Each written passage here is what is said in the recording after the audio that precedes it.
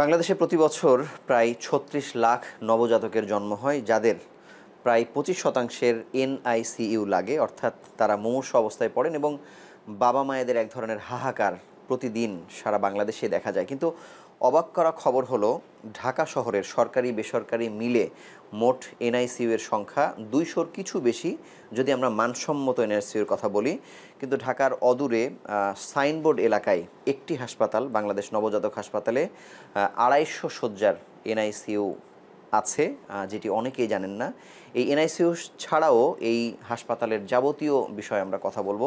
আরোগ্য নিকেতনের এই অনুষ্ঠানে আমাদের সঙ্গে কথা বলতে যুক্ত হয়েছেন বাংলাদেশ নবজাতক হাসপাতালের চিফ কনসালটেন্ট এবং ডক্টর মুজিব নিউবর্ন ফাউন্ডেশনের চেয়ারম্যান। একই সঙ্গে স্যারের আরও পরিচয়, স্যার শিশু মাতৃস্বাস্থ্য ইনস্টিটিউট মাতুয়াইলের পরিচালক।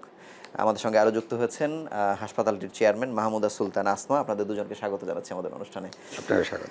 আমি একেবারে শুরুতে ডাক্তার মুজিবুর রহমান আপনার কাছে জানতে চাইব যে এই যে সাহস সারা ঢাকা শহরের এনআইসিইউ যুক্ত করলে যা হয় তার থেকে বেশি এনআইসিইউ নিয়ে আপনি বসে আছেন, মানে এই সাহসটা আপনি কিভাবে করলেন বা এটি আসলে ঠিকমতো চালাতে পারছেন কি না যদি বলেন। আপনাকে ধন্যবাদ সুন্দর একটি প্রশ্ন করার জন্য।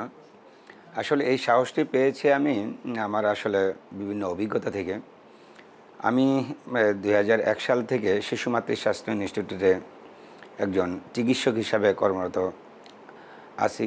আমি যখন দেখলাম ২০০১, ২, ৩, ৪, ৫ বা ২০১৫ সাল পর্যন্ত যে আমি যখন নবজাতক ওয়ার্ডে, ওইখানে তো এনআইসিইউ প্রথমে ছিল না, নবজাতক ওয়ার্ডে যখন কাজ করতাম, যে বেড ছিল 10টা 12টা, প্রত্যেক দিন বাচ্চা আসতো প্রায় 50, 60, 70, 100 বিভিন্ন জায়গা থেকে আসতো ঢাকা শহরে, মানে কুমিল্লা, সেই কোথায় আমার চাঁদপুর, কোথায় হলো ফেনী, তারপরে এদিকে নরসিংদী, অনেক দূর দূর থেকে বাচ্চা আসে, কিন্তু বেড তো নাই, ভর্তি দেবো কোথায়?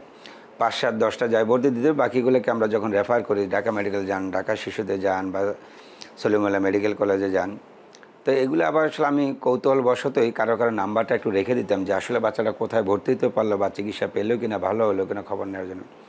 তো অনেকেরই যখন ফোন দিতাম তখন বলতো যে স্যার আপনার এখান থেকে বের হওয়ার পরে যাত্রাবাড়ি জ্যামে বাচ্চাটা মারা যেত। অনেকে বলতো স্যারটা যাত্রাবাড়ি পার হয়েছি কিন্তু কোথায় যা ভর্তি হতে পারে না, ঢাকা মেডিকেলে সিট নাই, ইয়েতে সিট নাই, শিশুতে সিট নাই, কোথায় সিট নাই। তখন বিভিন্ন জায়গায় ঘুরতে ঘুরতে সারা রাত ঘুরে বাচ্চা অ্যাম্বুলেন্সে বা গাড়িতে বা সিএনজিতে বিভিন্ন মারা যেত। তখন থেকে আসলে আমি স্বপ্ন দেখতেছিলাম যে আসলে বাংলাদেশে যদি একসাথে অনেকগুলো বাচ্চার চিকিৎসা দেওয়া যায়, এরকম কোনো হাসপাতালের একটা যদি উদ্যোগ নেওয়া যায়, তাহলে সেটা মনে হয় নবজাতক মৃত্যুতে একটা মৃত্যু রোধে বিশাল বড় একটা ভূমিকা পালন করতে পারে। তখন আমি এই বিভিন্ন সময় পৃথিবীর বিভিন্ন দেশে যখন ভ্রমণে যেতাম, আমি বিশেষ করে এনআইসিইউগুলোতে একটু যোগাযোগ করা বা ওনারা আসলে কী করে বা কার কতটুকু সিট আছে একটু জানার চেষ্টা করতাম। যে ওই যে পৃথিবীর সবচেয়ে এক্সপেন্সিভ এনআইসিইউ আছে কানাডার সিকিড হসপিটালে, বিশাল খরচ, per day on and average 5 থেকে 7 লাখ, 10 লাখ, 20 লাখ, 50 লাখ টাকা খরচ হয়। কিন্তু আবার কিছু জায়গায় আছে যেখানে কম খরচে এনআইসিইউ চিকিৎসা হয়।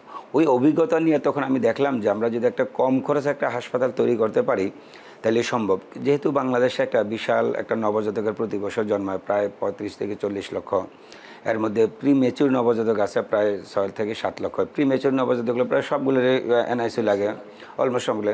আর টার্ম বেবিদেরও যাদের আসলে অ্যাসপেক্সিয়া হয়, যাদের কনজেনিটাল নিউমোনিয়া আসে, তার আরও কিছু জন্মগত সমস্যা থাকে, তাদের এনআইসিইউ সাপোর্টের প্রয়োজনই হয়। তো দেখা যাচ্ছে যে প্রতিদিন প্রায় আমাদের এনআইসিইউর প্রয়োজন হচ্ছে হয়তো দেখা যায় 3000, 4000, 5000। আমরা হয়তো সাপোর্ট দিতে পারতেছি হয়তো গভর্নমেন্ট নন গভর্নমেন্ট সব মিলে হয়তো 1000, 1500, 2000, বাকিরা তো আসলে বিভিন্ন জায়গায় রাস্তাঘাটে পড়ে কবিরাজারের কাছে যে বিভিন্ন রকমের জারফুকের মাধ্যমে সেই শূন্যতা থেকে আসলে একটা আর্জ আসে যে একসাথে করা যায় কিনা। তখন হলো একটা সুযোগ আসলো, আল্লাহ সুযোগ দিল, আমরা এই হাসপাতালের বিল্ডিংটা প্রথমে কিনি। বিল্ডিংটা একটা ব্যাংক লোন নিয়ে বিল্ডিংটা কিনে, বিল্ডিং কেনার পরে তখন ভাবলাম যে আমি যেহেতু একটা নিউরোলজিস্ট আর যেহেতু এরকম আমি দেখে আসছি, তো আমরা একটা উদ্যোগ নিই। তখন আমার ওয়াইফের সাথে আলাপ করি যে যিনি আসলে এই হাসপাতালের চেয়ারম্যানের দায়িত্ব পালন করতেছেন, তখন উনি একটা বিশাল বড় সাপোর্ট দিলেন, সাহস দিলেন যে হ্যাঁ আমরা এরকম একটা করতে পারি, যেহেতু এই নবজাতকদের নিয়ে আমরা কাজ করবো, নবজাতকদের নিয়েই আমাদের একটা সুযোগ আছে কাজ করার, তাহলে আমরা একটা উদ্যোগ নিই। তখন আসলে ওই সাহস থেকে প্রথমবার হয়তো 100, তারপরে 150, তারপরে এই পর্যন্ত 250 অলরেডি বাচ্চা ভর্তি দেওয়ার সুযোগ তৈরি করে দিয়েছে। আপনার কাছে আসবো মাহমুদা সুলতান আসমা, আপনি নিশ্চয়ই প্রতিষ্ঠাতা চেয়ারম্যানই বলা যায়, শুরু থেকে আছেন। মানে এই চ্যালেঞ্জটা মানে স্যার বললেন আর মেনে নিলেন আর হয়ে গেল, মানে যাত্রাটা আসলে কত কঠিন ছিল, মানে এটা এত সহজ ছিল কিনা? আপনাকে ধন্যবাদ। আর যাত্রাটা মোটেই সহজ ছিল না, এবং এখনো সহজ না বোধহয়। এখনও সহজ না, এবং প্রতিদিনই আমরা মানে সমস্যার সম্মুখীন হই, প্রতিদিনই আমরা চ্যালেঞ্জ নিচ্ছি এবং যে করেই হোক সেই চ্যালেঞ্জকে আমরা পার করে যাচ্ছি। আমি কাছ থেকে মুজিবুর রহমান সাহেবকে দেখেছি যে কি কি মুমূর্ষু বাচ্চাদেরকে নিয়ে উনি কাজ করেছেন, এবং কোনো বাচ্চাকে যখন সুস্থ হতে দেখেছি ওনার পাশে থেকে, সেই পরিবারের যে খুশি, যে আনন্দটা, আসলে সেই জিনিসটাই আমাকে এই রকম একটা কাজে ঘর থেকে এখানে নিয়ে এসেছে এবং মুজিবুর রহমান সাহেবের পাশে দাঁড়ানোর জন্য সাহস জুগিয়েছে। এবং একই সঙ্গে তো উনি শুধু মুমূর্ষ না, বেওয়ারিশ বাচ্চাদেরকে যে ধরে ধরে নিয়ে এসে সেবা দিচ্ছেন, মানে এটা আপনাকে কতটা আনন্দিত করে? মানে এটা তো এক ধরনের উটকো ঝামেলা বলা যায়। সমাজের অনেকের কাছে বেওয়ারিশদের নিয়ে কাজ করা একটা উটকো ঝামেলা, কিন্তু আমি মনে করি যে এটা আল্লাহ আমাকে পছন্দ করে এই কাজ করার তৌফিক দান করেছেন। সেই কারণে আনন্দের সঙ্গেই আমরা এই কাজগুলোকে করি, এবং একটা বেওয়ারিশ বাচ্চাকে যখন সুস্থ করতে পারি এবং আমরা কোনো একটা পরিবারের হাতে উঠায় দিতে পারি, আমাদের কাছে মনে হয় যে আমরা বিশ্ব জয় করে ফেলেছি। মানে এটা মানে এই অনেকটা এমন আনন্দটা কিনা যে একটা আসলে বাবা মা হয়ে যাওয়ার যে জি, ব্যাপারটা জি। একটা ইন্টারিম পিরিয়ডের জন্য। জি।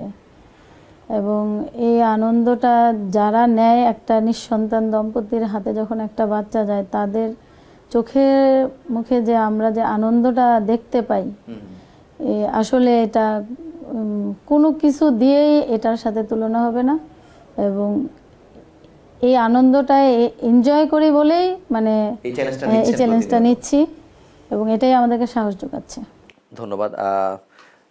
ডক্টর মুজিবুর রহমান, আপনার কাছে জানবো যে এই হাসপাতালে এনআইসিইউ এর আলোচনা বাদ দিলে, আমরা বিশেষ আলোচনা পরবর্তী ধাপে করব, আর অন্যান্য কি বিশেষ সার্ভিস আছে যেটি বাংলাদেশের অন্য কোথাও নাই? এই হাসপাতালটা হলো এনআইসিউ বেসড। এনআইসিউর বাইরে এখানে আছে একটা পিআইসিউ, যেখানে আসলে এনআইসিউর বাইরের বড় বাচ্চাগুলো যেখানে চিকিৎসা দেওয়া হয়। আর এর আরেকটা বড় স্পেশালিটি হলো এই হাসপাতালে একটা ম্যাটার্নাল আইসিইউ আছে, যেটা বাংলাদেশের অন্য কোনো হাসপাতালে নেই।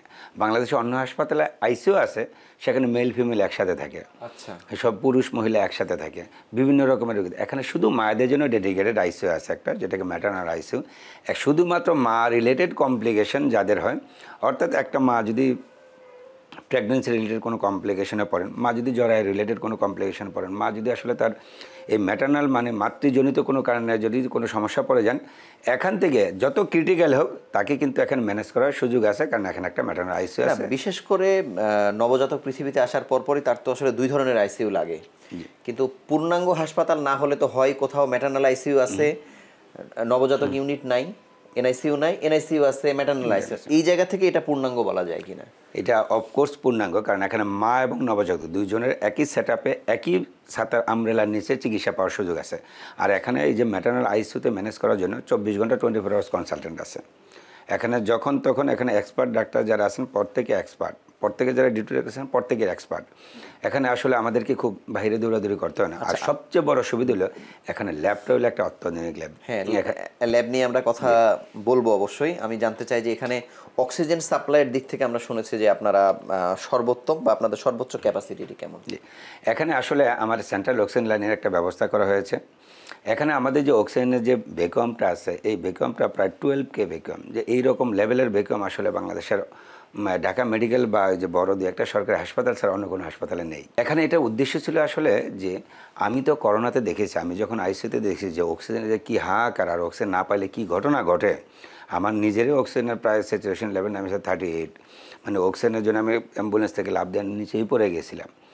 তাহলে আমি চিন্তা করলাম যে একটা আইসিইউ হাসপাতাল করতে হলে প্রথম শর্ত হলে তার অক্সিজেনের সাপ্লাইটা যথাযথভাবে রাখা লাগবে। সেই চিন্তা করে এখন যে অক্সিজেন সাপ্লাই, আমার যে ভ্যাকুয়াম যে সেন্ট্রাল লাইন, আমার যে অবস্থা আছে, বাংলাদেশে যদি কোথাও অক্সিজেন না থাকে, আমার 100 মানে যদি 300 বাচ্চা যদি আইসিইউতে থাকে, আমি 1 সপ্তাহ চালিয়ে নিতে পারবো। এক সপ্তাহ চালিয়ে নেওয়ার মতো এখানে অক্সিজেনের ক্যাপাসিটি আছে এবং আমরা সপ্তাহে একদিন বা কোনো সপ্তাহে 2 দিন হয়তো এটাকে ফিল আপ করা লাগে, কিন্তু যথেষ্ট পরিমাণে অক্সিজেন এখানে রিজার্ভ থাকে, সেখানে আর অক্সিজেন নিয়ে টেনশন করা লাগে না। আর যেহেতু একটা আইসিইউ বেসড হাসপাতাল, আইসিইউ বেসড হাসপাতাল, এখানে অক্সিজেনের কনজাম্পশন অনেক বেশি। মাহমুদা সুলতানা আসমা, আপনার কাছে জানবো যে আমরা ফাউন্ডেশন হাসপাতাল যেগুলো বাংলাদেশে দেখি, জাতীয় কিডনি ফাউন্ডেশন বা ন্যাশনাল হার্ট ফাউন্ডেশন, এখানে কিন্তু এক ধরনের সহযোগিতা তারা পেয়ে থাকেন। আপনাদের এখানে এনআইসিইউর যে খরচ সেটি সরকারি হাসপাতালের থেকেও কম, মানে এটি আপনাদেরকে ফাইন্যান্সিয়াল চ্যালেঞ্জের মধ্যে ফেলে কিনা, বা আপনাদের কোনো প্রত্যাশা বা কোনো চাওয়া আছে কিনা মানুষের কাছে বা ডোনারদের কাছে? এই হাসপাতালটাকে আমরা যখন চালু করি আমাদের মাথায় থাকে যে সর্বনিম্ন খরচে সর্বোচ্চ চিকিৎসা দেওয়ার মন মানসিকতা নিয়ে আমরা এই কাজটা শুরু করেছি। আমরা প্রতিনিয়তই আর্থিক সংকটের মধ্যে পড়ি।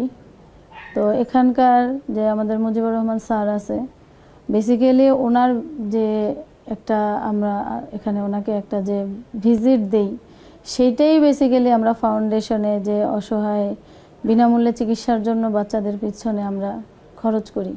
এবং আমরা প্রতিদিনই আর্থিক সংকটের মধ্যে দিয়ে আর কি আমাদেরকে চলতে হয়, যেতে হয়। কোনো না কোনোভাবে আসলে আমাদের নিজেদের সংসার খরচ থেকেও আমরা এখানে আসলে খরচ করি একটা বাচ্চাকে সুস্থ করার জন্য।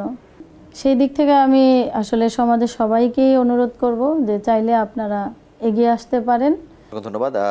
ডাক্তার মুজিবুর রহমান, আপনার কাছে জানবো যে এই হাসপাতালকে আসলে আরও কোথায় নিয়ে যেতে চান? মানে এখন তো একটা হয়তো হিমশিম খাচ্ছেন, কিন্তু আরও কি স্বপ্ন আসলে? আসলে এই হাসপাতালটা নিয়ে স্বপ্ন হলো যে আমি একজন নিওনেটোলজিস্ট হিসাবে আমার স্বপ্ন একটাই যে আমি আসলে কোনো নবজাতকের বাংলাদেশে মৃত্যু দেখতে চাই না। হয়তো শূন্যতে আসতে পারবো না, কিন্তু পার্শ্ববর্তী দেশ শ্রীলঙ্কা যদি তার নিওনেটাল মর্টালিটি রেট যদি 5-6-এ নামায় নিয়ে আসতে পারে, তা আমরা কেন পারবো না? তা আমার টার্গেট হলো যে এখানে আরও উন্নত প্রযুক্তি নিয়ে আসা। যেমন এখন আপনারা শুনেছেন একটু যে আমরা অলরেডি যে নবজাতকের আসলে যে পারসিস্টেন্ট পালমোনারি হাইপারটেনশন ও নিউবর্ন, অর্থাৎ যেই বাচ্চাগুলো ফুসফুসে বেশি প্রেশার নিয়ে জন্মগ্রহণ করে, তাদের জন্য যে নাইট্রিক অক্সাইড বাংলাদেশ এই প্রথম ব্যবহার এখানে শুরু করেছে। এখানে 100-র উপরে প্রেশার ছিল, এরকম বেশ কয়েকটা বাচ্চা অক্সিজেন নাইট্রিক অক্সাইড দেওয়ার পর ড্রামাটিক্যালি উন্নতি হয়ে গেছে। এটা আমরা নেক্সট একটা ইয়েতে আমরা হয়তো সায়েন্টিফিক ইয়েতে কোথায় প্রেজেন্ট করবো। আছে কিনা বাংলাদেশে আর কোথায় নেই, বাংলাদেশে এই প্রথম এখানে। মূলত কোন শিশুদের জন্য এটা আসলে যেই বাচ্চাগুলো আসলে লাইফ সাপোর্টে থাকে, যারা আসলে ফুসফুসে প্রেশার যাদের বেশি, যাদের ক্রিটিক্যাল কনজেনিটাল হার্ট ডিজিজ থাকে, কিন্তু ভেন্টিলেটর দেওয়ার পরেও যাদের অক্সিজেন যাদের উঠে না, 100% সাপোর্ট দেওয়ার পরেও যারা আসলে উঠতে পারতেছে না, তাদের ক্ষেত্রে আসলে এই কনভেনশনাল চিকিৎসা দেওয়ার পরেও যাদের প্রেশার কমতেছে না, তাদের ক্ষেত্রে এই মেশিনের এই নাইট্রিক অক্সাইডটা ব্যবহার করা হয়।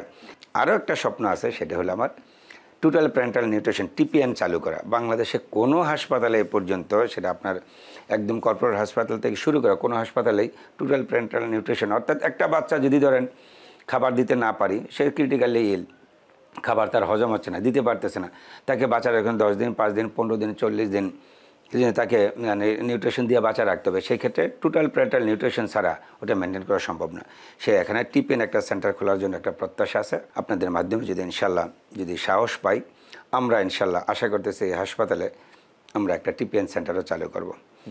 আপনাকে ধন্যবাদ। আমি একেবারে সংক্ষেপে মাহমুদা সুলতানা আসমা, আপনার কাছে জানতে চাই যে কোনো হাসপাতালে আমরা দেখেছি যে সেটি একটা পরিবারের মতো হয়ে যায়। যেমন আমরা এক্সাম্পল হিসেবে সিকেডি হাসপাতালের কথা বলতে পারি। এমনও শোনা যায় যে কর্মী একবার এখানে যুক্ত হয়েছে, তিনি 15 বছর 17 বছর ধরে চাকরি করছেন, ছাড়তে চান না।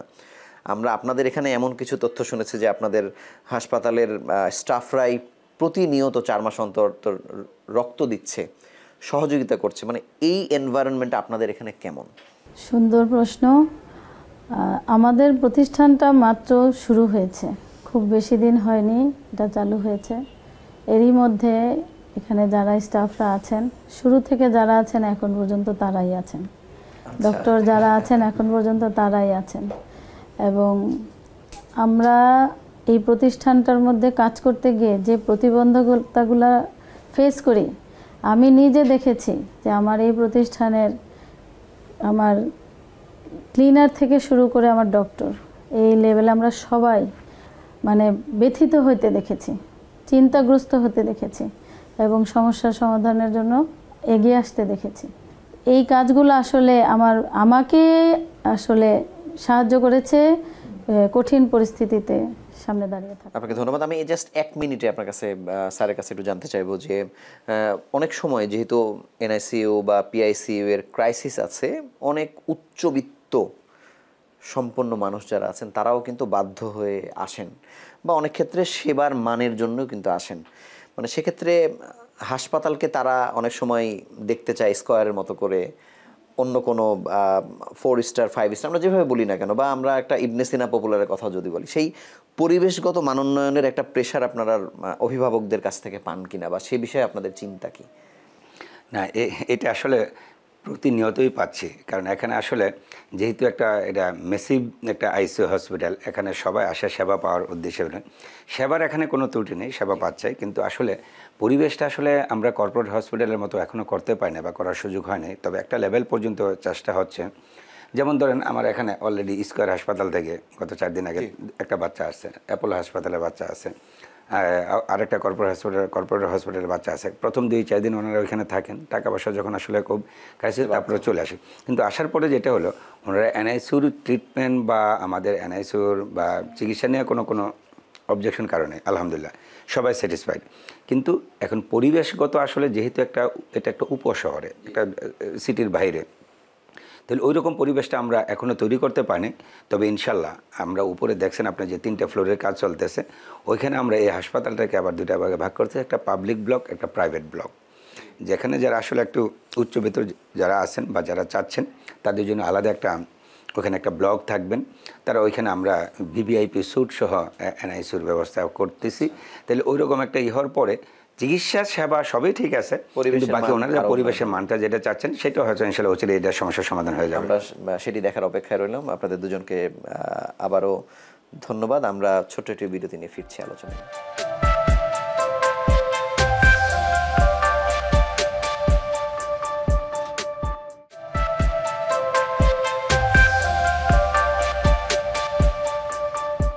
স্যার, আমরা বিভিন্ন সময় শুনেছি আপনার মুখে বা অন্যান্য জায়গা থেকে যে এটিকে আপনারা দক্ষিণ এশিয়ার সর্ববৃহৎ এনআইসিইউ বলছেন। মানে এটির আসলে প্রমাণ আমরা কিভাবে পেতে পারি, বা আসলে মানে এটি কতটা সত্য?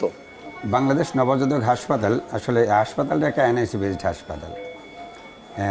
এখানে এই মুহূর্তে আমাদের এখানে 250 বেডের অলরেডি ডিজি হেলথের অনুমোদন রয়েছে। আমাদের আসলে ইচ্ছা হলো এটা 400 বেডে উন্নতি করা। গত বছর আসলে আমরা সেপ্টেম্বর-আগস্ট মাসে এখানে একসাথে আমরা 320 জন নবজাতকের চিকিৎসা দিতে সক্ষম হয়েছিলাম প্রতিদিন প্রায়। ওই সময় কেন 320 জন? ওই সময় আসলে যেটা হলো, একটা সময় আছে যখন আসলে বাচ্চাদের যখন অসুখ বিসুখ বাড়ে, যখন এত নবজাতকদের একটা সিজনাল একটা আসে। আর সবচেয়ে বড় কথা হলো, যখন ধরেন কিছু হাসপাতাল আছে যারা আসলে নবজাতককে ওইভাবে আসলে সব জায়গায় ম্যানেজ করতে পারে না। এই মুহূর্তে যেমন আজকে দেখছেন যে 225 জন নবজাতক আছে। আচ্ছা, বাংলাদেশের কোনো হাসপাতালে একসাথে 225 জন নবজাতক, চট্টগ্রাম মেডিকেল কলেজ বা যে আমরা যদি চিন্তা করি একটু বাংলাদেশ শিশু হাসপাতালে এত বাচ্চা নেই, একটু বেশি বাচ্চা থাকে ময়মনসিংহ মেডিকেল কলেজে, প্লাস কিছু বাচ্চা থাকে হলো আমরা চট্টগ্রাম মেডিকেল কলেজ হাসপাতালে, ওদের স্ক্যান ওদের। কিন্তু ওইখানে আসলে কিন্তু এক বেডে 3 জন 4 জন করে 5 জন করে বাচ্চা থাকে। ওদের বেড কিন্তু 250-300 নেয়, ওদের বেড 50, 60, 70 এই পর্যন্ত। কিন্তু এখানে আলহামদুলিল্লাহ একসাথে 300 নবজাতককে ম্যানেজ করার সমস্ত ক্যাপাসিটি আছে। এবং আপনারা দেখছেন যে এখানে 300 বেডে ওয়ার্মার আছে, এখানে ওই ভেন্টিলেটর আছে, সিপ্যাপ আছে, ওপিফ্লো আছে এখানে। অর্থাৎ নবজাতকের সাপোর্টের জন্য যে যন্ত্রপাতিগুলো দরকার 300 বেডকে এক সমানে ম্যানেজ করার সাপোর্ট এখানে রয়েছে। বাংলাদেশে আমরা দেখেছি যে ঢাকাতে সবসময়ই মানে এনআইসিইউ এর একটা ক্রাইসিস থাকে, কিন্তু ছোটাছুটিটা ঢাকার মধ্যে হয়। কিন্তু এই যে সাইনবোর্ডে যে আপনারা একটা নবজাতক ইউনিট বিশেষজ্ঞ বা এনআইসিইউ প্রাধান্য দিয়ে এত বড় হাসপাতাল করেছেন, এটা মানুষ কেন জানে না? না, এটা মানুষ জানে না এটা না, যেহেতু হাসপাতাল হয়েছে মাত্র, এটা জাস্ট 3য় বছর রানিং চলতেছে, 2 বছর মাত্র পার করছে। এই হাসপাতালটা এখানে করার উদ্দেশ্য হলো আসলে ঢাকার ভিতরে এরকম একটা সেট আপ নিয়ে এরকম একটা করা আসলে খুব মানে হিউজ এক্সপেন্সিভ। নাম্বার 2, এটা হলো ঢাকা শহরে একটা এন্ট্রি পয়েন্ট। এখানে 10টা ডিস্ট্রিক্টের মানুষ এখান দিয়ে তারপর ঢাকা শহরে যেতে হয়। মানুষ যখন জানে যে যেমন কুমিল্লা, ফেনী, লক্ষ্মীপুর, নোয়াখালী, তারপর আমরা যদি বলি যে চাঁদপুর, তারপর হলো আপনার মুন্সিগঞ্জ, এই পুরো অঞ্চলটা তারপরে নরসিংদী, তারপরে এদিকে ভৈরব, আমরা যদি ব্রাহ্মণবাড়িয়া, এই এলাকার লোকজন তো ঢাকা শহরে যেতে হলে, কারণ যেহেতু ঢাকা শহরে হিউজ জ্যাম, হিউজ খরচ, তাহলে তারা যদি দেখে যে এন্ট্রি পয়েন্টে একটা ভালো মানের এনআইসিইউ আছে, তাহলে আমরা আসলে ওই ডিস্ট্রিক্টগুলোকে একটু কাভার দেওয়ার একটা ক্যাচমেন্ট এরিয়াটা এবং একটু মানে তাদেরও তো যত বেশি সময় ক্ষেপণ হবে তত বেশি। বাচ্চার জন্য আর ঝুঁকি এখানে যেহেতু ওরা হাইওয়ে থেকে এসে খুব দ্রুত ঢুকে যেতে পারে, মানে ফ্লাইওভারের জ্যাম প্লাস নিচের জ্যাম প্লাস ঢাকা শহরে ঘোরাঘুরিটা কমে যাচ্ছে। আর এখানে ঢাকা শহর তো অনেক কম খরচে চিকিৎসা হচ্ছে, সেই জন্য আসলে এখানে অনেক বাচ্চারা আসতেছে। কিন্তু স্যার আমি জানতে চাই যে মনে করেন ঢাকা শহরে যখন একটি বেসরকারি হাসপাতাল, এটিও যেহেতু বেসরকারি, সেখানে তার ভবন খরচ বা সেখানে স্টাফদের বেতন সব কিছু মিলে খরচ যত বেশি, এখানে আপনি কত কম খরচে এনআইসিইউ সেবাটা দিতে পারেন? আচ্ছা, এখানে যদি বলি যে ঢাকা শহরের কিছু কিছু হাসপাতাল, আমি নাম মেনশন করব না, যেমন মিড লেভেলের কিছু হাসপাতালে পার ডে আমরা কোনো খরচ না থাকলেও 25 থেকে 40,000 টাকা খরচ হয়। কর্পোরেট হসপিটালে এরকম প্রতিদিন 25, 40, 50, 60, 70 খরচের ব্যাপার আছে। কিন্তু এই হাসপাতালে কিন্তু মাত্র এখানে লাইফ সাপোর্ট চললো, টোটাল লাইফ সাপোর্টও কিন্তু আমরা চালাইতে পারতেছি মাত্র 6,000 টাকা খরচ। কিন্তু এটা স্যার বিশ্বাসযোগ্য কিভাবে? এটা বিশ্বাসযোগ্য হলো আসলে এখানে যেহেতু অনেক বাচ্চা কাচ্চা আছে, যেহেতু একটা টার্নওভার ভালো আছে, আর যেহেতু এই হাসপাতালের আসলে মূলনীতি ছিল এটা কিন্তু আসলে self earned salaried hospital, not profitable hospital. এখানে শুধু স্যার আমি যদি বাংলাদেশ শিশু হাসপাতাল, যেটির প্রতি মানুষের নির্ভরতা বেশি, তারা একটি বেডে কত টাকা খরচ করে প্রতিদিন? আমরা যদি বলি যে বাংলাদেশ শিশু হসপিটালের কথা যদি আমরা বলি, ওনাদের পিআইসিতে খরচ আছে অন অ্যান অ্যাভারেজ, এটা ওনারা করবেন, কিন্তু যেতটুকু আছে আমি যতটুকু দেখেছি এবং কমপক্ষে 12 থেকে 14-16,000 টাকা খরচের ব্যাপার আছে। এনআইসিতে যখন ভেন্টিলেটর চলে ওনাদের একটা ফিক্সড একটা করা আছে যে 8,600 টাকা বা 8,100 টাকা একটা করা আছে। কিন্তু সেখানে তো গভর্নমেন্টের ভর্তুকি আছে, তাদের এত টাকা কেন লাগছে? এখন ব্যাপারটা হলো যেটা ওই হাসপাতালে তো এনআইসির বেড তো মাথায় তাদের 10টা-12টা। আচ্ছা, কিন্তু ওইটার পিছনে লোকবল যা টাকা লাগছে, আমার তো 300 বেডে আমার ওই প্রপোশনে আমার দেখা যাচ্ছে যে আমার ম্যান পাওয়ার করে যায়। যেমন সাপোজ ধরেন যে আমরা যদি বলি যে আমার কনসালটেন্ট এখানে এই মুহূর্তে আমার কনসালটেন্ট আছে হলো 11 জন কনসালটেন্ট আছে বাই রাউন্ড দ্য ক্লক। এখানে কিন্তু 24 ঘন্টা কিন্তু 24 আওয়ার্স 3 জন কনসালটেন্ট থাকে। আচ্ছা, যেটা বাংলাদেশে কোনো হাসপাতালে কিন্তু কনসালটেন্ট কিন্তু রাত্রে বেলা কিন্তু সেই অর্থে কিন্তু কমই স্যার বলা যায়, অত বেশি না। আপনার কিন্তু 200 রোগী না, আমার মেডিকেল অফিসার হলে আছে এখানে 70 জন, এনআইসিউ ডেডিকেটেড মেডিকেল অফিসার 70 জন। আমি এনআইসিউতে সবচেয়ে বেশি যাদের লাগে সেটা হলো আমাদের এক্সপার্ট সিস্টার। এই মুহূর্তে এই হাসপাতালে আমি যদি বলি যে বাংলাদেশে সবচেয়ে বেশি পরিমাণ রিক্রুটেড সিস্টার হলো এনআইসিউর জন্য এই বাংলাদেশ নবজাতক হাসপাতাল।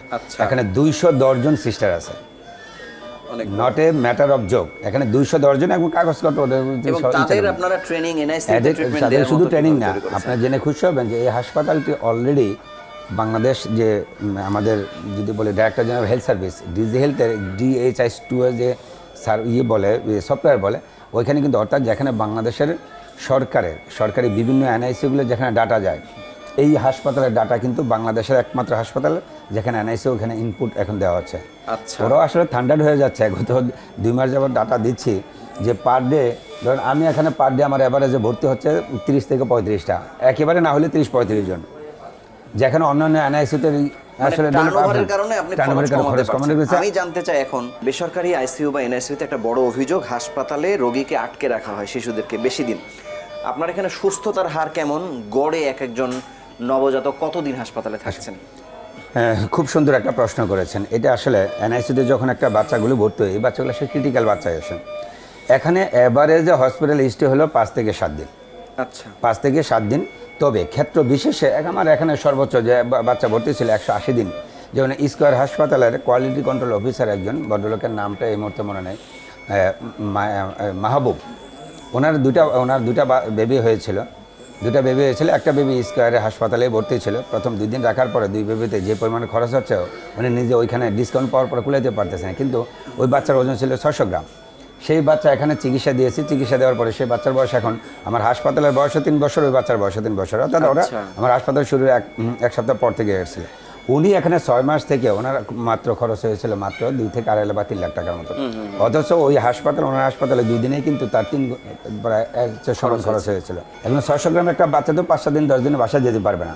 কিছু যেমন বাচ্চার ওজন যত কম, জেস্টেশনাল এইজ যত কম, তারা হসপিটালে একটু বেশি থাকা লাগে। ওজন যাদের ভালো থাকে, জেস্টেশনাল এইজ যাদের বেশি থাকে, ইউজুয়ালি আমরা যদি বলি 32 থেকে 34-36 সপ্তাহের বাচ্চাগুলো 4 থেকে 5 দিন, সর্বোচ্চ 6 দিনে চলে যেতে পারে আমার কাছে। নিউবর্ন ফাউন্ডেশনের আন্ডারে কতজন বিনামূল্যে আমরা বা কম মূল্যে আমরা সেবা অন নিচ্ছেন? অ্যান অ্যাভারেজ একদম 5% বাচ্চা, অন অ্যান অ্যাভারেজ 5% বাচ্চা একদম সম্পূর্ণ বিনামূল্যে চিকিৎসা পাচ্ছে। তার ওষুধ, তার শুধু NICU ওষুধ তে না, থাকা। তার ওষুধ, তার ইনভেস্টিগেশন, তার ইটি করা, তার কোনো ধরনের খরচ তাকে দিতে হয় না। কিন্তু স্যার এই প্রসঙ্গে আমি একটু জানতে চাই যে আপনি এখন পর্যন্ত শুনেছি 40-এর বেশি বেওয়ারিশ নবজাতককে দত্তক দেওয়ার ব্যবস্থা করেছেন এবং নিজে সুস্থ হওয়া পর্যন্ত তার লাইফ সাপোর্ট সব ধরনের খরচ, মানে এটি আপনি আসলে কিভাবে করেছেন? আসলে এটার একটা ছিল কি, আমি যখন 2015 সালে যখন FCPS নিউরোলজি পাস করি, ওই সময় থেকে আমার একটা স্বপ্ন ছিল যে আমি নবজাতকদের জন্য কিছু করব। আর ওইটার আসলে গল্পটা ছিল আসলে খুব একটা প্যাথলিক একটা গল্প। এটা আমি যখন শিশু মাতৃস্বাস্থ্য ইনস্টিটিউটে যখন 2015 সালে ইমার্জেন্সিতে বিকাল 5টার সময় আসি, একটা জাস্ট NICUতে রাউন্ড দিয়ে শেষ করে, ওইখানে আসলে ইভিনিং রাউন্ড শেষ করে, তো একটা বাচ্চা ওরা তো কাপড় দিয়ে মোড়ানো অবস্থায় ইমার্জেন্সিতে টিকিট করে, টিকিটে কোনো নাম দাম না দিয়ে জাস্ট একজন দিল যে একজন মহিলার নাম দিয়ে বাবার নামটা না বলে দেয়, ওই জায়গাটা ঘ্যাপ রেখে দিয়ে টিকিট করে নেয়। উনি বলে যে বাচ্চাটা টেবিলের পাশে রাখলো, বললো যে ডাক্তার সাহেব বললো যে আমি আসতেছি। তারপর ওরা চলে গেল। চলে যাওয়ার পর আর আসে নাই, দিয়ে বাচ্চা হাইপোথার্মিয়া হচ্ছে, বাচ্চা শ্বাসকষ্ট, বাচ্চারই। তারপরে এই বাচ্চাটাকে আমরা ওইখান থেকে ইমার্জেন্সি থেকে ভিতরে নিয়েছি, ভিতরে নিয়ে তাকে CPAP মেশিনে দিচ্ছি, তারপর লাইফ সাপোর্ট দিচ্ছি, তাকে চিকিৎসা করছে, তার কোনো খোঁজখবর হয়নি। কিন্তু আমরা ওই সময় 2015 সাল থেকে আমি এটা শুরু করেছি। তখন দেখলাম যে আসলে এইরকম তো অসহায় নিশ্চয়ই আরও আছে ভাই আছে। তখন আমি মানুষকে আসলে জানাইতে থাকলাম যে এইরকম অসহায় বা কেউ যদি থাকে বা না করেন, তখন আপনি আমাকে একটু খবর দিন, এই বাচ্চাটাকে বিভিন্ন জায়গায় নেন। তখন আমরা বিভিন্ন জায়গা থেকে আমি নিজে করে এনেছি বেশ কিছু বাচ্চা। তারপর হচ্ছে রূপগঞ্জ উপজেলার ইওনো সাহেব, মানে উনি একটা এখন খবর পর্যন্ত কতজনকে এবং নিয়ে আসছেন? এই পর্যন্ত আমরা করে নিয়ে আসি এরকম 45 জনকে, বিভিন্নভাবে 45 জনকে। তাদেরকে কি করেছেন? হ্যাঁ, তাদের মধ্যে যারা আসলে প্রায় এই পর্যন্ত প্রায় 4 জনকে আমরা মারা গেছে, তাদেরকে দাফন করেছেন। আইনের মাধ্যমে আঞ্জুমান রফিকুল ইসলাম প্লাস এই ফাউন্ডেশন আন্ডারে আমরা আইনের অনুমতি নিয়ে আমরা বিভিন্ন জায়গায় দাফন করেছি। আর বাকি বাচ্চাগুলো যারা আছেন, অলরেডি আপনি দেখছেন 2টা বাচ্চা এখানে আছে, আর বাকিদেরকে বিভিন্ন জায়গায় আসলে আইনের মাধ্যমে দত্তক দেওয়া হয়েছে। আর আইনের মাধ্যমে যারা দত্তক দিয়েছে তারা আসলে কোর্টে প্লাস ইয়াতে ওরা জবাবদিহিতার আওতায় থাকে। সেই ক্ষেত্রে বাচ্চাগুলো আসলে অনেক ম্যাক্সিমাম বাচ্চাদের খবর পেয়েছে যে তারা ভালো আছেন, কিন্তু একটা নির্দিষ্ট সময়ের পরে তারা আমার সাথে যোগাযোগ রাখতেছে না। এটা সোশ্যাল কারণে, এটা বুঝতেই পারতেছেন। স্যার আপনাকে অসংখ্য ধন্যবাদ আমাদের সঙ্গে যুক্ত হওয়ার জন্য। আমরা ছোট্ট একটু বিরতি নিয়ে ফিরছি আবারও।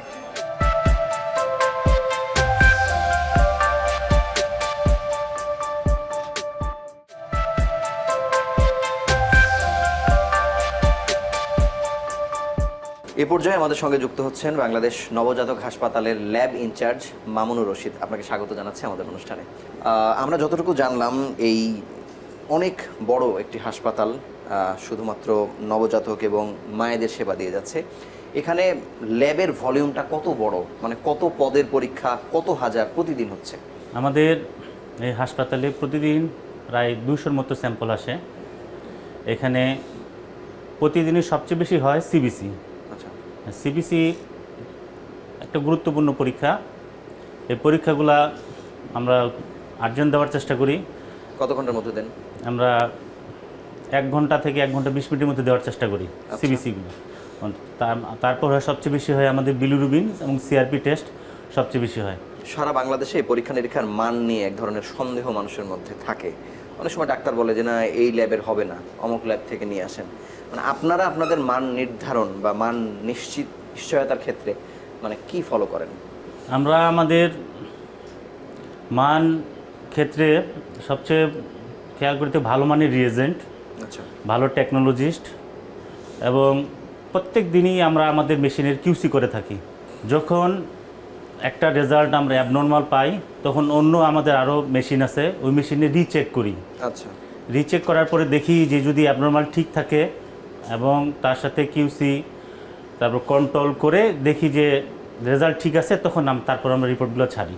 কিন্তু কখনো কি আপনাদের কোনো স্যাম্পল দেশের বাইরে পাঠাতে হয় কিনা? আমরা এখন পর্যন্ত আমরা পাঠাইনি। আগে পাঠাতাম, আমরা টর্চ প্যানেলটা পাঠাতাম, টর্চ প্যানেল হচ্ছিল না।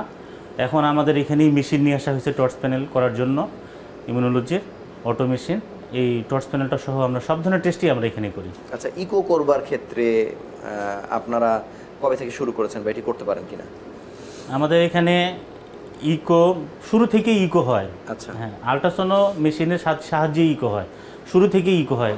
আপনাদের মোট জনবল আসলে কত, মানে একটা আইডিয়াল ল্যাবে কেমন কেমন জনবল থাকার কথা সেগুলো আছে? আমাদের হাসপাতালে এটা 24 ঘন্টায় চলে এবং আমাদের ল্যাবও 24 ঘন্টায় খোলা থাকে। প্রত্যেক শিফটে ব্লাড ব্যাংক এবং ল্যাব সহ সব মিলে আমাদের 17 থেকে 18 জন লোক আমাদের কাজ করে। এখানে সবাই দক্ষ এবং সবাই ডিপ্লোমা করা, বিএসসি এমএসসি করা। আমাদের এখানে যারা ফ্লেবোটমিস্ট আছে সবাই ডিপ্লোমা করা, এখানে নন ডিপ্লোমা কেউ কাজ করে না। কেমন ছাড় দেন মাঝে মধ্যে রোগীদেরকে, কত পার্সেন্ট ডিসকাউন্ট দেন? 30% ছাড় দেওয়া হয় এখানে সব রোগীর ক্ষেত্রেই। কোনো কোনো ক্ষেত্রে কি আরও বেশি দেওয়া হয়? হ্যাঁ, কোনো কোনো ক্ষেত্রে যাদের গরিব রোগী থাকে, যাদের পয়সা নাই, গরিব রোগীকে তাদের আরও বেশি ছাড় দেওয়া হয়। এমনও কি হয় যে কাউকে ফ্রিও করে দেওয়া হয়। মানে এই ল্যাবকে আপনারা আরো কোথায় নিয়ে যেতে চান, আরো কি কি বাকি বলে মনে হয়? সব ধরনের টেস্টই যেন হয় এই ল্যাবে, এটাই আমার চাওয়া। মানে তাহলে কি কি লাগবে, আরো কি কি চিন্তা করেছেন বা কি কি নিয়ে আসবেন নতুন মেশিন? আমাদের ল্যাবে সব কিছুই যদিও আছে, তারপরেও আমরা চাই আরও আধুনিক যদি যন্ত্রপাতি হয়, আরও ভালো মানের যন্ত্রপাতি হয় তাহলেই ভালো হবে। আচ্ছা, সব ধরনের যন্ত্রপাতি আমাদের ল্যাবে আছে। যেমন সিটি স্ক্যান খুব জরুরি একটা পরীক্ষা আর কি, সেটিকে আপনারা করাতে পারেন? সিটি স্ক্যানটা রেডিওলজির একটা পার্ট, সিটি স্ক্যান ছাড়া আমাদের এখানে সব ধরনের ইয়ে হবে। কিন্তু এই যে আপনি বলছিলেন যে কম টাকায় পরীক্ষা করছেন, সর্বোচ্চ মানের পরীক্ষা করছেন, তাহলে 200 স্যাম্পল কেন আসবে? মানে এই স্যাম্পলটা আরো বেশি না কেন? আসলে আমাদের এই হাসপাতালের মধ্যে আমাদের যে পেশেন্টগুলা যেটার টেস্ট প্রয়োজন সেটারই টেস্ট করা হয়। যেটা অনৈতিক দরকার নাই সেই ধরনের টেস্ট আমাদের স্যাররা লিখে না এবং সেই ধরনের টেস্ট আমরা করাইও না। যেটা গুরুত্বপূর্ণ প্রয়োজন সেটাই শুধু টেস্ট করানো হয়। এই যে অনৈতিকতার প্রশ্ন বললেন, সেটি আপনার মুখে থেকে এসছে। আমরা ডায়াগনস্টিক সেন্টার মানেই জানি যে ডাক্তারদের একটা কমিশন বাণিজ্যের ব্যাপার থাকে, এটিকে আপনারা কখনো আঁচ পান? না, আমাদের এখানে কমিশনের কোনো সিস্টেম নাই। আমাদের এখানে সব সার দিয়েই আমাদের টেস্ট হয়। আমাদের এখানে যে ব্লাড ব্যাংক আছে, ব্লাড ব্যাংকের ক্রসমেস ফি অন্যান্য জায়গায় অনেক বেশি। আমরা এখানে 1400 টাকা 1500 টাকায় ক্রসমেস করে থাকি। অন্যান্য জায়গায় 2400 থেকে 2500 টাকাও ক্রসমেস করে। আমরা এখানে 1500 টাকায় ক্রসমেস করি। আপনাকে অসংখ্য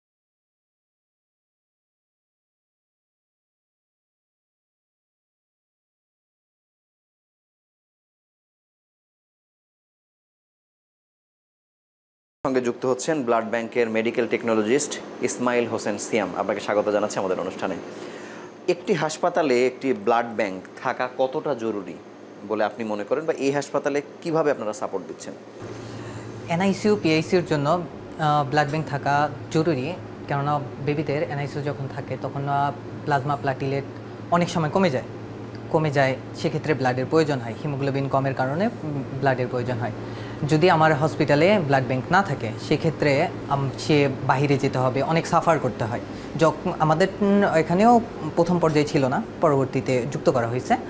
প্রথম পর্যায়ে অনেক সাফার করতে হতো। এখান থেকে কোয়ান্টাম আমরা যেটা রেফার করতাম, সবচেয়ে ভালো কোয়ান্টাম, সেখানে রেফার করতাম, অনেক সাফার হইতো। যেমন 4 ঘন্টা 5 ঘন্টা, বেবি 3 ঘন্টার মধ্যে ব্লাড জরুরি ছিল, 4-5 ঘন্টা 6 ঘন্টা আসা যাওয়া, অনেক সাফার। রাতের বেলা অনেক সময় প্রয়োজন হতো, ইমার্জেন্সিভাবে আমরা পেতাম না, সেক্ষেত্রে স্যাররা সাথে সাথেই ব্লাড ব্যাংক চালু করা হয়েছে। এখন ব্লাড ব্যাংকের জন্য যে প্লাজমা প্লাটিলেট আমরা 2 ঘন্টা 2.5 ঘন্টার মধ্যেই সেটার সাথে সাথেই দিতে পারতেছি। আর আমাদের যে ব্লাডগুলো যে কোনো সময় যে কোনো গ্রুপ আমরা দিতে পারছি। নেগেটিভ গ্রুপটা আমরা একটু রেয়ার, যেহেতু সেই গ্রুপটা সাপ্লাইটা একটু কম আছে, কিন্তু যে কোনো সময় আমরা যে প্লাজমা প্লাটিলেট আমাদের থেকেই সাপোর্ট দেই। আর সে যদি ডোনার ম্যানেজ করে নিয়ে আসে সেক্ষেত্রে তার থেকেও আমরা সাপোর্ট দিই। পরিমাণ প্লাজমা বা ব্লাড আপনাদের প্রতিদিন দিতে হয়, লাগে কিরকম? বর্তমান পেশেন্ট তো অনেক, সেক্ষেত্রে আমাদের 50-60টা তো লাগেই মাস্ট প্রতিদিন যে প্লাজমা প্লাটিলেট সব মিলিয়ে। আচ্ছা, প্রত্যেক মানে কত টাকা নেন এক ব্যাগ প্লাজমা বা ক্রস ম্যাচিং এর জন্য? তো আদার্স জায়গায় আরও বেশি, কিন্তু আমাদের এখানে ক্রস ম্যাচিং এর খরচটা খুবই কম, 1500-1400 এভাবে। তারপর কত? 2000, 2500, এক এক জায়গায় এক এক রেট। আমাদের এখানেই সর্বনিম্ন 1400-1500, এর বেশি আমরা এটা নেওয়া হয় না। প্লাজমা সেপারেশনের ক্ষেত্রে সেটার ক্ষেত্রে একটু প্লাজমার জন্য আলাদা দিতে হয়, প্লাটিলেটের জন্য আলাদা। যেমন আদার্স জায়গায় যদি আপনি প্লাজমা সেপারেশন করতে যান প্রতি খরচ 4000-5000 টাকাও পড়ে যায়, কিন্তু আমাদের এখানে 2700, 2800, 3000 এর মধ্যেই চলে আসে, এর থেকে বেশি হয় না। আর কি কি প্রয়োজন এই ব্লাড ব্যাংকে আপনাদের, এটা আরো সর্বাধুনিক করতে? যেমন আমরা প্লাটিলেট সেপারেশনে আমরা এখন আমাদের বড় মেশিন আছে, আমরা হোল ব্লাডটা প্রথমে নিই, তারপর প্লাজমা সেপারেশন করি। সেখানে আমার ঘন্টাখানেক বেশি সময় যায়। আমি যদি প্লাটিলেটের জন্য আলাদা একটা মেশিন হয়, যেটা আমি সাথে সাথে প্লাটিলেটই নিতে পারি, হোল ব্লাডটা নেওয়ার দরকার হচ্ছে না। যদি আপনার প্লাটিলেট প্রয়োজন হয় আমি প্লাটিলেটটা নিতে পারি। সেই মেশিনটা বলা হয়েছে স্যারকে, স্যার বলছে যে সেটাও নেওয়া হবে। আপনাদের এই 400 বা 450 কর্মীর ভিতরে মানে কতজন এরকম রেগুলারলি 4 মাস পর পর ব্লাড দিচ্ছে? কোনো হিসাব আছে? হ্যাঁ, সিস্টার আপুরাও দিয়ে থাকে, কিন্তু মেয়েদের হচ্ছে অনেকে নিজেদেরই হিমোগ্লোবিন কম থাকে। আমরা পুরুষ যারা আছে মিনিমাম তো আমরা 200 আমরাই দিই স্টাফ। সবাই দিচ্ছে? হ্যাঁ, সবাই দিচ্ছে, আমাদের সব রেগুলার ডোনার। তারপর হচ্ছে যে পেশেন্ট যারা আছে সাফার করে, মনে করেন আমার পেশেন্ট ভর্তি হয়েছে, সে পাচ্ছে না, অনেকে নেগেটিভ গ্রুপ পাওয়া যায় না, সেক্ষেত্রে মনে করেন আমি আরেক বাবুর পেশেন্ট, সেক্ষেত্রে আমার বাবুর প্রয়োজন হচ্ছে না, আরেকজনের প্রয়োজন হচ্ছে, আমরা মাইকে অ্যানাউন্সমেন্ট করাই দিই, সে সাথে সাথেই এসে কন্ট্যাক্ট করে। হ্যাঁ, অবশ্যই। খুব সুন্দর সিস্টেম, আপনাকে অসংখ্য ধন্যবাদ আমাদের সঙ্গে যুক্ত হওয়ার জন্য।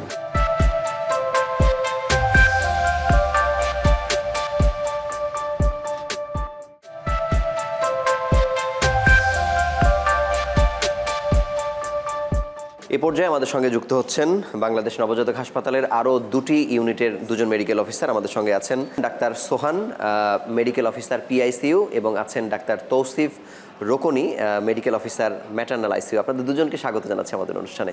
ডাক্তার সোহান, আপনার কাছে জানতে চাই যে এই যে এত বড় 250 শয্যার NICU, তারপরেও PICU এর কেন প্রয়োজন হচ্ছে, বা এই দুটো ICUর মধ্যে পার্থক্য কী? সাধারণত হচ্ছে NICUতে আমরা যে সকল বাচ্চা ভর্তি করি সেটা হচ্ছে 1 দিন থেকে 28 দিন পর্যন্ত, আর PICUতে আমরা যে সকল বাচ্চা ভর্তি করি সেটা হচ্ছে 28 দিনের পর থেকে, আমরা সাধারণত 28 দিনের পর থেকে 18 বছর পর্যন্ত যে সকল বাচ্চাগুলো আছে তাদের আমরা ভর্তি করি। এখন আমরা PICUতে সেই সকল বাচ্চা ভর্তি করি যেমন হচ্ছে নিউমোনিয়ার বাচ্চাগুলা, সাথে হচ্ছে হার্ট ফেলিওরের বাচ্চা, তারপর হচ্ছে আমাদের যেসব বাচ্চা জ্বর আসতেছে দীর্ঘদিন ধরে, জ্বর আসতেছে, ড্রাউনিংয়ের বাচ্চাগুলা, রোড অ্যাক্সিডেন্টের বাচ্চাগুলা, এগুলো সাধারণত আমরা হচ্ছে PICUর মধ্যে অ্যাডমিট করে থাকি। আচ্ছা, আপনার কাছে আসবো। ডাক্তার তৌসিফ, আপনার কাছে জানতে চাই যে একটি সাধারণ ICU এবং ম্যাটার্নাল ICU কোনো কি বিশেষ পার্থক্য আছে? আসসালামু আলাইকুম। অবশ্যই এই ক্ষেত্রে সামান্য পার্থক্য আছে।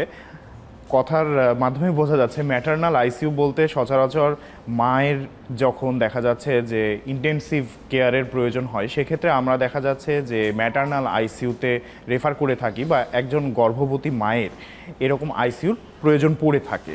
দেখা যাচ্ছে যে মায়েরা যখন গর্ভবতী থাকেন সেই অবস্থায় তাদের অনেক সময় অনেক জটিলতা তৈরি হয়, বা বাচ্চার জন্মদানকালে অনেক সময় অনেক রকমের জটিলতা তৈরি হয়ে থাকে। দেখা যাচ্ছে এই ক্ষেত্রে যখন বাচ্চা জন্মদান হয়ে যায় সেই ক্ষেত্রে মায়েরা খুব বাজে রকমভাবে অসুস্থ হয়ে পড়েন, সেই ক্ষেত্রে তাদের জন্য একটা ম্যাটার্নাল ICUতে সাপোর্টের প্রয়োজন হয়। ম্যাটার্নাল ICUর শয্যা সংখ্যা কীরকম, বা মানে যে রোগীগুলো আছে তারা কোন স্টেজের, কি গর্ভের আগে না পরে, এটা যদি বিস্তারিত বলেন। এখানে মূলত যে ম্যাটার্নাল ICU রয়েছে এটি হচ্ছে 10 শয্যা বিশিষ্ট, আর এখানে দেখা যাচ্ছে যে প্রসূতির কালীন যে কোনো জটিলতা বা আপনার যে কোনো সমস্যার জন্য আমরা শুধুমাত্র দেখা যাচ্ছে যে গর্ভবতী মা বা যে সকল মায়ের ডেলিভারি হয়ে গিয়েছে তারপরে কোনো প্রকার জটিলতা তার দেখা দিয়েছে সেই সকল মায়েদেরকে আমরা এখানে চিকিৎসা দিয়ে থাকি। এখানে মূলত যদি আপনি ম্যাটার্নাল ICUতে যে সকল রোগী ভর্তি হয় সেটার কথা যদি বিবেচনা করেন, সেক্ষেত্রে দেখা যাবে যে মায়েদের যেরকম দেখা যায় এক্লাম্পসিয়া থাকে, বা অনেক সময় দেখা যায় যে গর্ভের ফুল বা প্লাসেন্টা ঠিকমতো নিষ্কাশন না হওয়ার কারণে অতিরিক্ত গর্ভপাত, বা কোনো কারণে দেখা যাচ্ছে যে প্রসূতি পরবর্তী রক্তপাত যখন কোনো কারণে বন্ধই হচ্ছে না, এরকম রোগীকে আমাদের কাছে সচরাচর পাঠানো হয়ে থাকে। কিন্তু এটি কি দেখা যায় যে এখানেই সেবা নিতে এসেছিলেন, ঝামেলায় পড়েছেন, নাকি বাড়িতে ডেলিভারি করতে গিয়ে ঝামেলায় পড়েছেন পরে এখানে আসছেন, কি হয় সাধারণত? আচ্ছা, এটা তো আমাদের বাংলাদেশের দেখা যাচ্ছে যে হরহামেশাই বা নিত্য নতুন নয়, যে দেখা যায় বাড়িতে তারা যে কোনো প্রকার মানুষ দায়ী বলা হোক বা গ্রাম্য ডাক্তার বলা হোক, তাদের কাছ থেকে তারা দেখা যায় সেই সেবাটা নিতে চায়, যে সেবাটা যে কোনো সরকারি হাসপাতাল বা যে কোনো মেডিকেল সেন্টারে অ্যাভেলেবল, কিন্তু সেখানে অদক্ষ মানুষ এবং তাদের দেখা যাচ্ছে ভুলের কারণে দেখা যায় এই সকল মায়েদেরকে অনেক ভোগান্তি পোহাতে হয়। আপনাকে না বললেই নয়, দেখা যাচ্ছে অনেক সময় এই সকল মায়েরা যখন সেবা নিতে যেয়ে তাদেরকে ডেকে আনেন যারা অদক্ষ, যাদের এই ব্যাপারে কোনো প্রকার অভিজ্ঞতা নেই, এই মায়েদের এমনও হয়েছে যে তাদের জরায়ু পর্যন্ত কেটে ফেলতে হয়েছে জটিলতার কারণে। আপনাকে ধন্যবাদ। ডাক্তার সোহান, আপনার কাছে জানবো যে এনআইসিইউ, আইসিইউ, পিআইসিইউ যেভাবে আমরা বলি না কেন, রোগীদের প্রবণতা থাকে আমি কত কম সময়ে থেকে বাড়ি ফিরে যাব, কারণ এখানে খরচের প্রসঙ্গ আছে। এখানে গড়ে আসলে থাকার মানে ডে আসলে কতদিন বা সুস্থতার হার কী রকম পিআইসিইউতে? সাধারণত আমরা যে কোনো একটা রোগীর ক্ষেত্রে অ্যান্টিবায়োটিক জানি আমরা ডোজ, সেটা 7 দিন অথবা 5 দিন দেওয়া হয়। ওটা হচ্ছে রোগীর কন্ডিশনের উপর সাধারণত, ঠিক আছে। এখন সম্ভবত 5 থেকে 7 দিনই থাকতে হয়। আবার যেই পেশেন্টগুলো একটু মানে লেস ক্রিটিক্যাল ওই 5 দিন অথবা 6 দিন এরকম থাকতে হয়।